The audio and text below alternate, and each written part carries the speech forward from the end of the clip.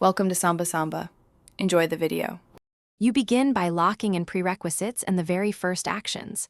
Confirm your bachelor coursework and basic dental sciences, then enroll in an introductory epidemiology module. Once done, collect core resources, WHO guidance, a public health dentistry textbook, and local oral health reports, to ground learning in real data. Make sure to contact a potential mentor and draft a focused 1-month study plan with weekly milestones. This jumpstarts momentum and prevents wasted time on indefinite prep. You now move into the complex middle.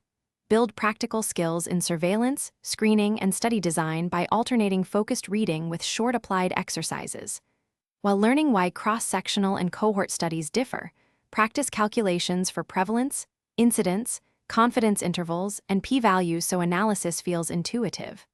Once comfortable, apply methods to real case studies, conduct a needs assessment, sketch a program plan, and draft a simple cost-effectiveness comparison. Make sure to schedule weekly reviews to consolidate concepts and spot gaps.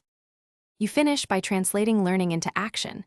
Design a small implementation project with a clear protocol, an ethics checklist, and a realistic timeline.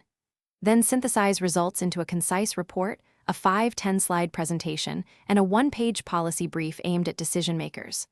Once complete, rehearse delivery and solicit feedback.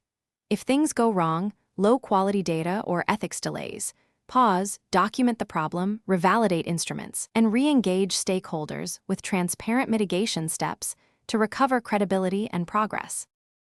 Thanks for watching. Consider subscribing if we helped you.